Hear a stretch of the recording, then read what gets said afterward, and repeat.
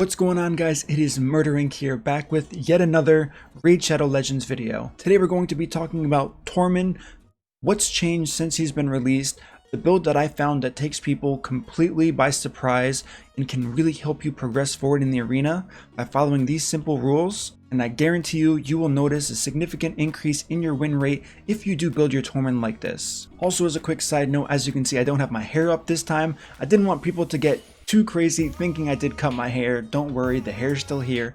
I just kept it up for the last video since I did just wake up. So let's get straight into the video on how to build Tormin. So as everybody knows, Tormin is an absolute nuisance in the arena. Freezing all the time, really penalizing anyone using a speed boost, turn meter boost, applying any type of buffs unless it's block debuff, which, let's be honest, not everybody has that kind of champion. So thinking as a player who's on the offense fighting a Tormin, one thing I did, which was really simple, I made a few changes to his kit.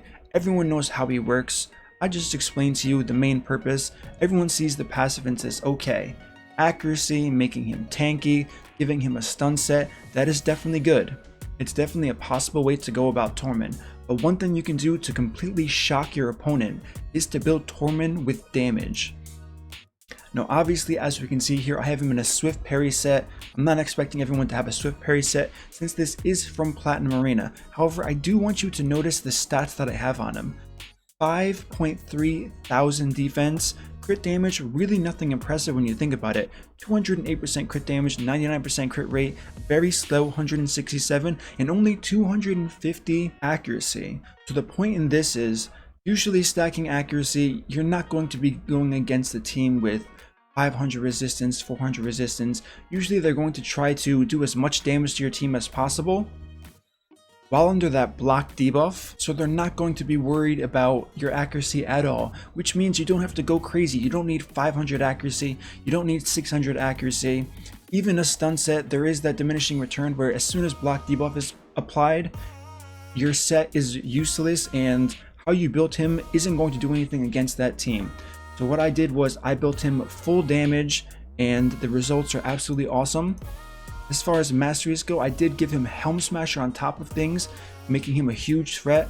Now the biggest thing when looking at any Tormin battle is, usually the enemy team is not going to focus your Tormin first.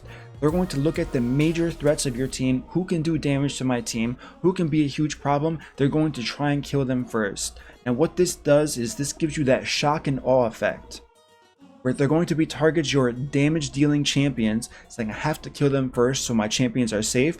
Tormin's going to get a turn and he's going to do ridiculous damage to their team, possibly killing one of their crucial champions. Now in a meta like this, not only does he have an AoE hard hitting ability, also his A1 has the chance to be really hard hitting, but he has a double hit that removes buffs. So if anyone knows anything, Rhodos is everywhere in the arena. Now all you need is this A2 going against Rhodos and you're going to one-shot him. If you build a decent amount of damage, you're going to be taking any type of shield he has off of him. Since no one's really building a resist Rhodos, you're going to hit him twice and he's going to fall over like a dead tree. So now that I've explained it, I've showed you my masteries, let's take this straight into the arena and see what kind of damage we can do and see if we can shock some teams in the process. So now let's look at this first team. What do we have going on here? We have an Arbiter, a Sarah, so we can for certain say that we have a turn meter boost and we have someone who's going to strip the debuffs. We have an awesome support being Coronar who's going to look for that AoE provoke. Then we have Rhodos who's going to go for the cleanup. So what did I do? Tormin leader, and I'm hoping for some type of crit onto Seeker to give that defense up boost. We have Mountain King providing that shield, and we have Rhodos here who's going to be the main target for most of them, and he's also going to be able to pick off some of the enemy team in case any of them becomes a threat and Tormin cannot deal with them on their own. So let's give this team a shot and see how this in fact plays out. As we can see, 2 freezes right off the bat. Madame Saris is going to go for that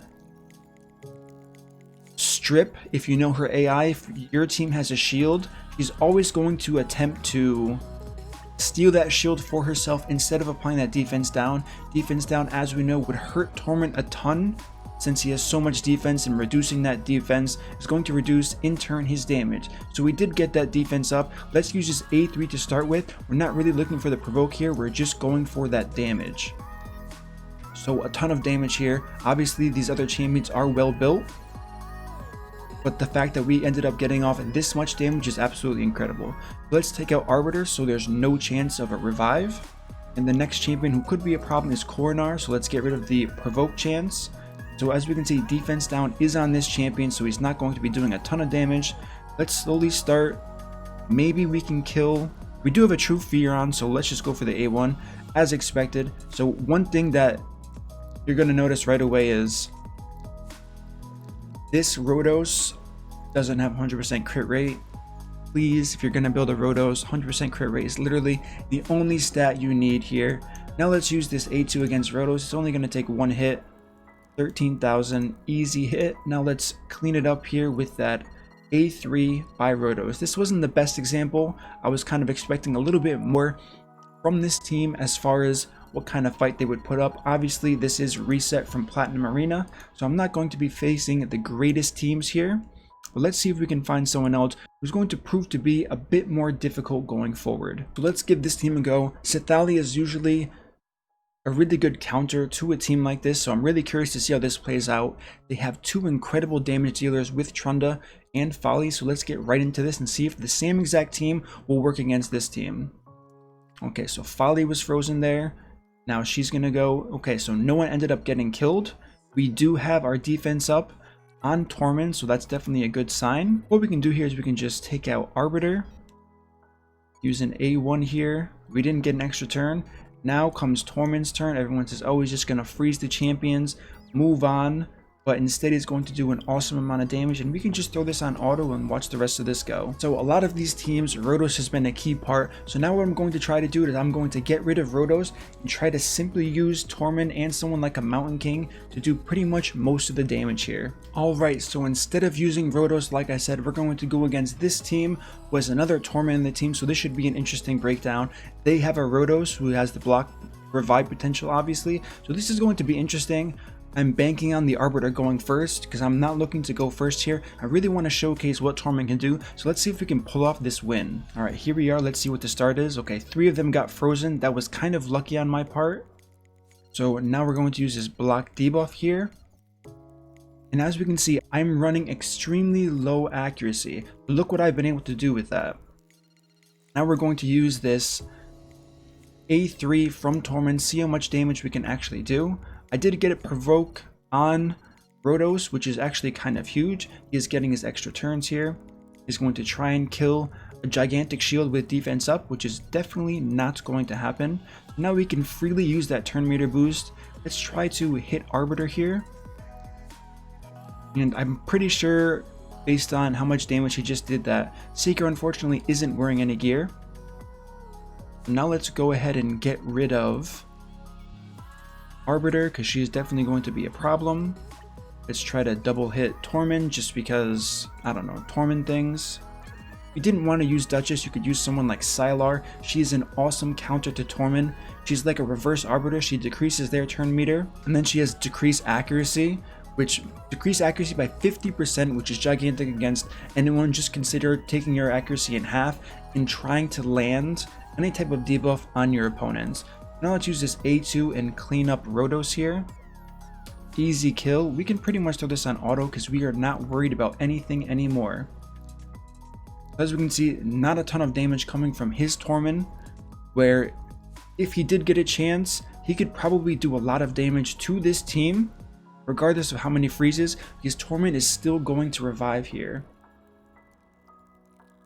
So we have that A1 being used. Yeah, there's definitely no gear on Seeker here, but that's fine. We're still going to be able to take out this team pretty easily. Tormin's still alive, and now he's going to revive. We have the A1 usage being used over and over again as far as seeing what the champion's strength is. And instead of focusing solely on what the champion's kit does, see what else you can do and make the champion shine in a separate way outside of his kit. You can apply this to any champion in the game. If they're a CC'er, focus a bit on damage, or focus on survivability, something that you don't normally see in a CC champion. Usually when someone's running any type of AoE provoke champion, they're really squishy. You just want them for that one AoE.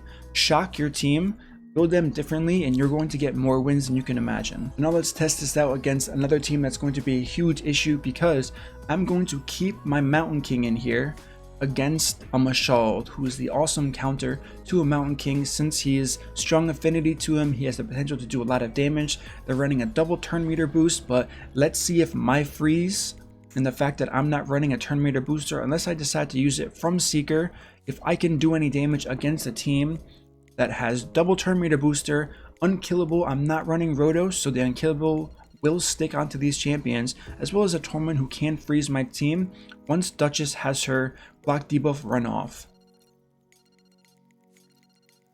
So let's see what happens in the start here. Only Tormin got frozen. Okay, so Mashald actually froze their entire team. However, in doing that, True Fear was placed on 3 of my champions, so this is definitely going to be a problem. Let's see who this actually procs on. We're gonna go ahead and risk it, use that A3. Okay, so True Fear did proc, and if Mashal is in fact fast enough and I don't get this turn meter boost, okay, another True Fear proc here. This is why Mashal is actually really good, because his cooldown has potential of being up before the True Fear falls off of my team. Now I do have block debuff that's also going to fall off the same time as True Fear, making this so strong. So let's see if we can get this A2 and not get feared. Okay, all 3 of the champions got feared, so the job was well done there. On top of that, the buff was stripped. Let's go for a risky A2 now. Okay, we ended up getting it, and this is exactly what I'm talking about. No one's going to expect Tormin to be one-shotting an enemy Arbiter. No one's going to expect it. So not only did he strip the debuffs, while I focus slightly on accuracy because I know nobody runs resistance, especially in Gold 4, I gave him damage, and this is that shock and awe effect that I'm talking about. This is pretty free. As we can see, another Tormin using that stun set. Let's go ahead and A2 this Santa. Absurd amount of damage from the Tormin. Once again, that shock and awe effect. Now we pretty much just put this on auto and slowly whittle down this Tormin here for another win in the books. So here what we'll do is this will be the final showcase for this damage dealing Tormin and what he can do for you. He is also running a Tormin lead, so this person probably has a good grasp on how Tormin works, so I'm interested to see what they're going to do against my team here. We're not running a turn meter booster, which he probably catches a lot of people off guard by running something like that. Somehow my Duchess, who's not built for speed, is going second, which means their Arbiter is rather slow here. Okay, so actually that isn't a damage dealing Tormin, and I am very surprised by that. So let's use this A3, see what we can do. So ton of damage. Granted, none of these attacks you've seen so far has actually had a defense down on the enemy team. So thankfully to the shield from Mountain King, we don't have to worry about any Rotos one-shotting our Duchess, simply because of how big the shield is, on top of having that defense up buff. Let's go ahead and kill this Valkyrie so we don't get a shield from her.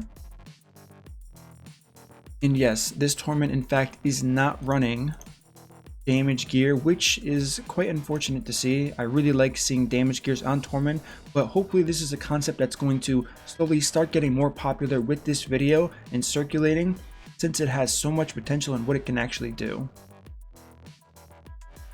Now that we have this settled, we can use this A1, and let's see if we have enough damage on the A1 to kill Arbiter and make Tormin revive. Okay, so we actually killed all 3 of these champions. Once again, cannot stress it enough. Building damage on your Tormin is going to change things significantly for everybody. People are not expecting that amount of damage to come out of a champion that's known for simply freezing your targets, on top of being able to give them a little bit of accuracy to keep your enemies on their toes, to make sure that if you have to, a freeze is going to be applied. This is just awesome to see overall. Alright guys, that is it. That concludes my video for today on Tormin, how you should gear him in my opinion to really shake things up and really take your opponents by surprise. This will work in defense, this will work in offense, this will be awesome in 3v3. I guarantee you people are not expecting this. I've already had people message me about my Tormin saying, hey man, I was not expecting that.